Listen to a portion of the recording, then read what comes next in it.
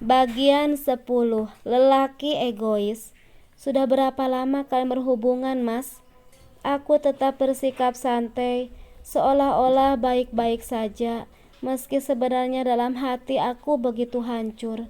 Ayolah, Lam, jangan mudah percaya dengan hal begituan. Ini zamannya digital. Nah, itu hanya editan. Ujar Mas Restu. Ia masih tetap kukuh menyangkal. Bagaimana mungkin Mas bisa membohongimu? Mendengar itu membuatku terasa muak. Pintar sekali Mas Restu bersilat lidah. Sudah ketahuan dan aku sendiri yang melihatnya langsung. Tetap saja ia ingin bersandiwara. Sudahlah, Mas, kamu tak perlu menyangka lagi. Apa bukti ini kurang cukup? Setenang mungkin aku bertanya sembari menunjukkan galeri ponsel. Mata Mas Restu langsung terbelalak tak percaya. Dengan susah payah ia meneguk saliva. Kamu masih mau menyangkal, Mas? Jadi kamu ngikutin Mas? Terbata ia bertanya. Iya, seharian ini aku ngikutin kamu. Karena akhir-akhir ini aku menaruh curiga semenjak aku datang ke kantor mengantarkan bekal untukmu, tegasku. Mas Restu mengusap wajahnya dengan kasar. Kamu tak perlu berbohong lagi, Mas. Aku sudah tahu kebohonganmu. Oke, Mas ngaku kalau Mas memang ada hubungan spesial dengan Ayuna, jawab Mas Restu akhirnya. Oh, jadi nama perempuan itu Ayuna. Mas Restu bergeming, mungkin tidak menyangka kalau aku akan mengikutinya. Dan betapa perihnya mendengar pengakuannya tersebut. Namun sebisa mungkin aku berusaha untuk tetap tegar. Aku tidak ingin menunjukkan kesedihan di depan lelaki pengkhianat itu. Jadi sudah berapa kalian berhubungan, Mas? Tanyaku lagi, ingin memastikan sudah berapa lama kebohongan itu tercipta. Sudah hampir 8 bulan terakhir ini, jawab Mas Restu lemah. Ada yang semakin terasa sesak di bagian dada kala mengetahui kebenarannya. Selama itu aku sudah dibohongi dan merasa paling bodoh. Dia yang terlalu pintar menyimpan bangkai atau memang aku yang tak bisa menciumnya? Kamu mencintainya, Mas? Masih berusaha tetap tenang, meski dalam hati rasanya ada sesuatu yang hendak meledak. Mas Restu nampak menunduk dan diam. Dari sana aku bisa tahu jawabannya. Ya Gusti, rasanya pertahananku mau runtuh mengetahui suamiku mencintai wanita lain. Baiklah, Mas, kamu tidak perlu menjawabnya. Tanpa kamu jawab aku sudah tahu jawabannya. Sekarang yang terpenting kamu tahu bahwa rumah tangga kita sudah berakhir dan kamu bisa menikah dengan perempuan itu. Aku tidak akan menghalangimu. Rasanya aku begitu berat mengucap kalimat itu, tapi aku harus tetap kuat dan terlihat baik-baik saja, agar dia tahu bahwa aku tidak selemah yang ia kira untuk mengemis dan memohon-mohon demi lelaki ngenat itu. Secepat kilat Mas Restu menggeleng. Lam, jangan gegabah. Mas gak mau cerai. Mas mau kamu selalu dalam hidup. Mas, kalau kita sampai bercerai kasihan anak-anak. Pikirkan mereka, jangan egois. Aku tersenyum sinis dan bagai tersengat listrik mendengar kalimat terakhir dari lelaki pembual itu. Apa aku tidak salah dengar? Aku egois? Kamu tidak sedang mabuk kan, Mas? Kamu sadar dengan apa yang kamu ucapkan? Kenapa sekarang kamu baru kepikiran nasib anak-anak? Di mana pikiranmu saat kamu tengah asik bermesraan dengan wanita lain? Sindirku. Mas Restu nampak kikuk dan salah tingkah. Beberapa kali ia mengusap dan menyugar rambutnya dengan kasar. Maksud, Mas bukan begitu. Mas hanya tidak ingin kehilangan kamu, Lam, ibu dari anak-anakku. Suara Mas Restu terdengar lirih.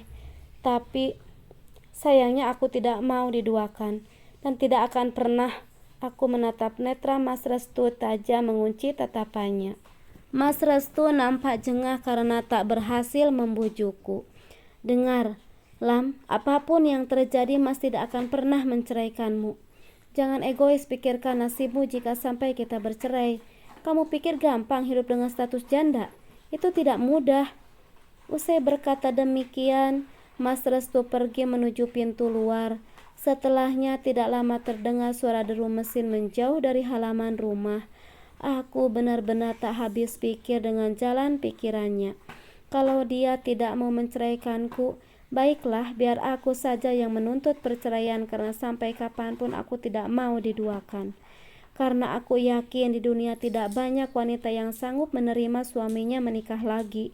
Yang merebut pun pada akhirnya berusaha untuk menyingkirkan yang pertama agar menjadi satu-satunya. Sejak Mas Restu pergi semalam, sampai pagi ini belum terlihat dia pulang. Entahlah kemana dia, aku tak mau peduli. Lebih baik aku fokus dengan anak-anak dan pekerjaan. "Ma, papa mana kok dari tadi nggak kelihatan?" tanya Nizam saat kami tengah sarapan bersama. Aku tersenyum berusaha untuk tidak panik. "Semalam papa lagi keluar sayang, mungkin lagi ada urusan," ucapku setenang mungkin. "Udah, sekarang Nizam habisin sarapannya. Terus kita berangkat ke sekolah ya." Nizam pun tidak lagi bertanya setelah mendengar jawabanku. Ia pun langsung mengangguk setuju saat kusuruh menghabiskan sarapannya. Aku tersenyum melihat dua jagoanku begitu lahap menghabiskan sarapannya. Seketika beban di pundak seketika terasa berkurang. Usai sarapan, aku bersiap hendak mengantarkan Nizam ke sekolah. Seperti hari sebelum-sebelumnya, Nizam sudah rapi dengan pakaian seragamnya ketika akan sarapan. Begitupun denganku yang sudah rapi dan siap untuk berangkat ke restoran. "Sayang, mama pergi kerja dulu ya," pamitku pada Gazi yang tengah digendong Biatun. Lalu kucium keningnya dengan gemas. "Itut," ucapnya merengek sembari mengulurkan kedua tangannya untuk digendong. Aku tak bisa mengabaikan begitu saja. Aku pun kembali menggendongnya sampai ia benar-benar mau kutinggal. Setelah beberapa menit berdrama, akhirnya Gazi mau ditinggal. Aku dan Nizam pun segera berangkat. Usai mengantar Nizam ke sekolah, aku segera melajukan kendaraan menuju restoran. Meski hati dan pikiran terasa kalut, aku tetap harus bekerja seperti mana biasanya. Sebelum rumah makan ini benar-benar buka, kami bersiap-siap dulu di belakang menyiapkan menu dan lainnya. Tak lupa membersihkan lantai dan mengelap bagian meja untuk pengunjung. Jam terus berputar ke kanan, membawa waktu terus bergerak. Aku tengah duduk di ruanganku sembari membuka grup WA khusus memasak. Barangkali ada ide menu baru sebagai tambahan. Pintu ruanganku diketuk. "Iya, masuk." Dela pun masuk. "Maaf bu, di depan ada yang nyariin ibu. Perempuan cantik dan stylish, kayaknya model. Jangan-jangan dia artis," ucap Dela bersemangat. Dahiku berkerut mendengar penjelasan Dela yang terlihat girang. Lagian kalau dia artis memangnya kenapa? Aku tersenyum merasa lucu dengan sikapnya, lalu melangkah keluar untuk menemui perempuan yang dimaksud Dela tersebut. Begitu keluar, aku terperangah saat melihat siapa perempuan yang dimaksud Dela tersebut. Entah ada urusan apa dia datang kemari.